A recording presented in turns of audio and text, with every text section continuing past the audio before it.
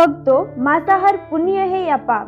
आज इस संदर्भ में हम आपको एक कथा सुनाने जा रहे हैं। यह बात उन दिनों की है जब भगवान श्री कृष्ण अपने बालपन में थे। एक बार जब श्री कृष्ण एक पेड़ के नीचे बैठे बांसुरी बजा रहे थे, उसी समय एक हिरण दौड़ता चला आया और उनके पीछे जाकर छुप गया। वो हिरण बहुत ही घबराया हुआ था।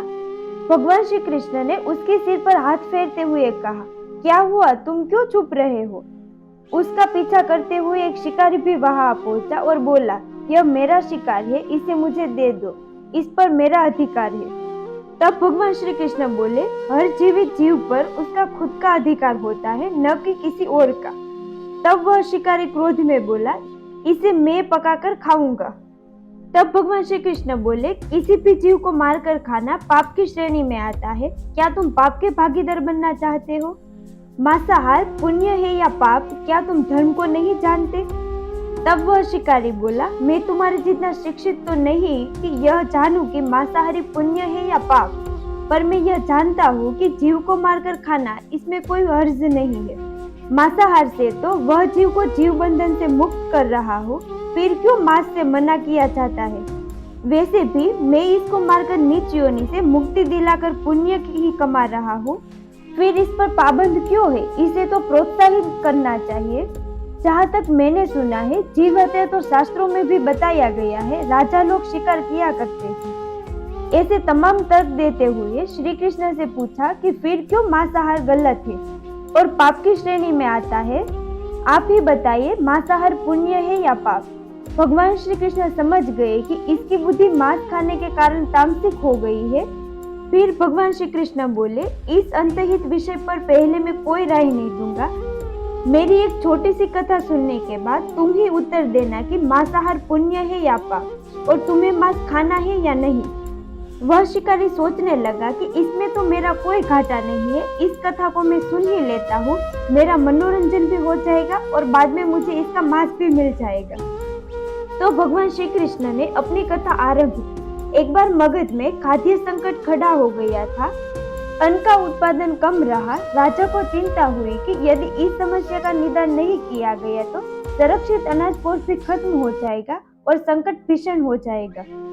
तो सम्राट ने अपनी राज्यसभा में पूछा, देश की खाद्य समस्या को सुलझाने के लिए सबसे सस्ती वस्तु क्या है?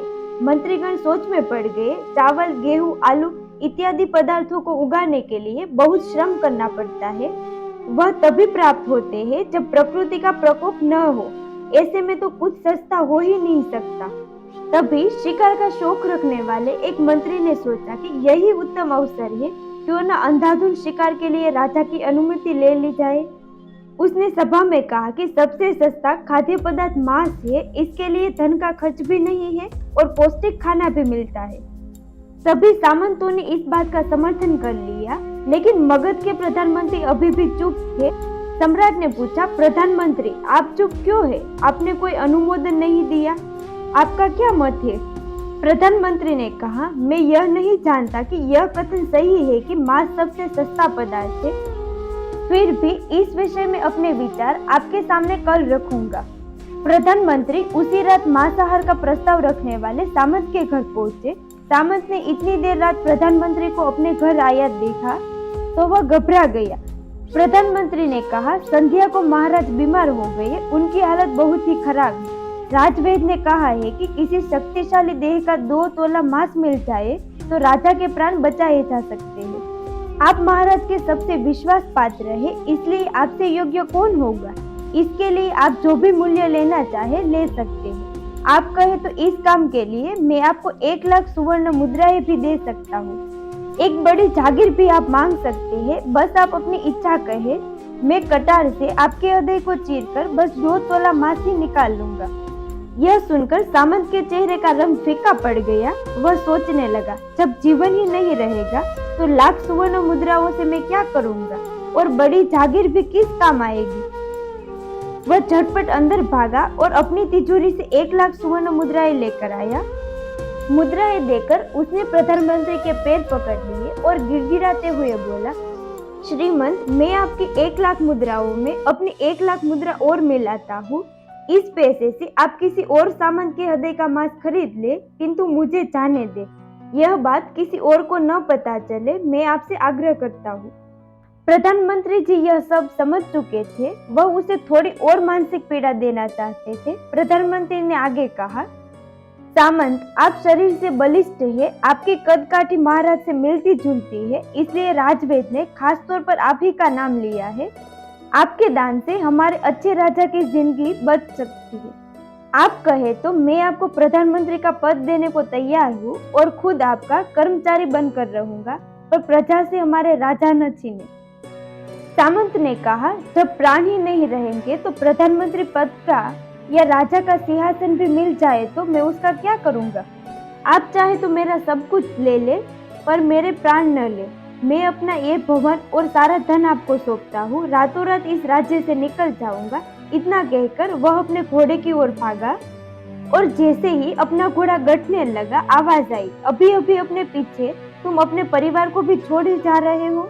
सामंत बोला, मेरे प्राण से प्रिय कुछ भी नहीं है। जब जीवन ही न रहेगा तो कुटुंब का क्या करूंगा?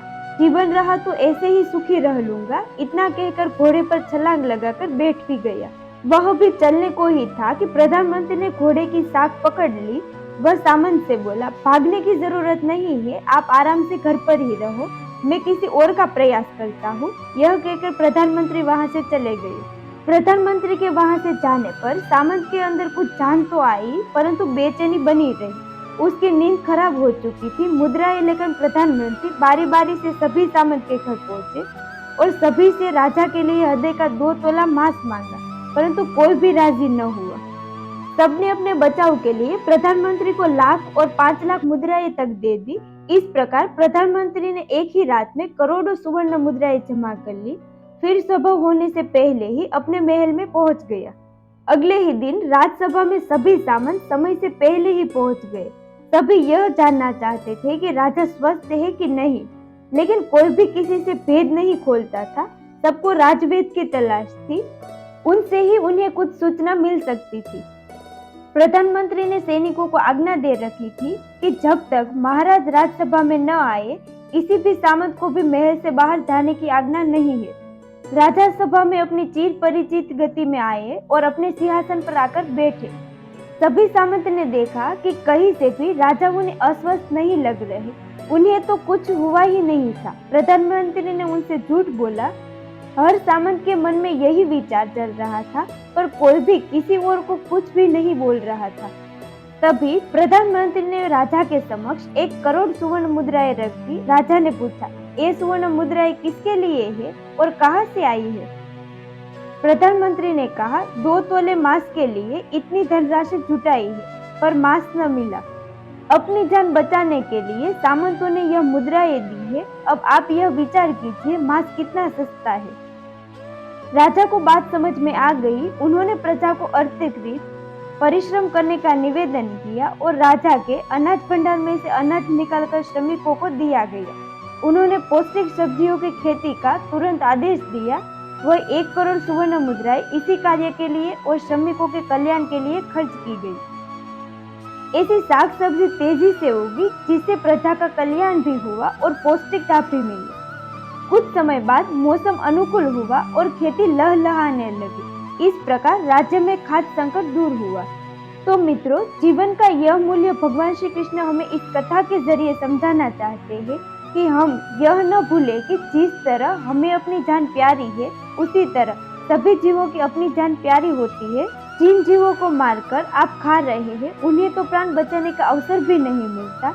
बर्बरता सिर्फ वही नहीं है जहाँ सिर्फ मानव का रक्त बहता है, बर्बरता उसे भी कही जाती है जहाँ स्वार्थ के लिए किसी भी जीव की हत्या कर दी जाए।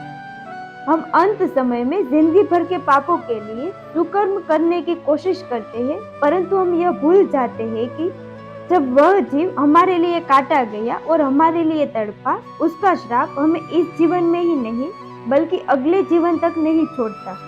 परमात्मा से यह ज्ञान पाकर शिकारी परिपूर्ण हो गया और उससे ज्ञान की प्राप्ति हो गई और वह जान गया कि महानता जीवन लेने में नहीं बल्कि जीवन देने में है। शिकारी भगवान के आगे हाथ जोड़कर वहां से चला गया और उससे कसम खा ली कि वह अपने संपूर्ण जीवन में किसी को भी कभी चोट नहीं पहुंचाएगा। तो दोस्तों, हमारी ये वीडियो आपको कैसी लगी हमें कमेंट करके जरूर बताइए।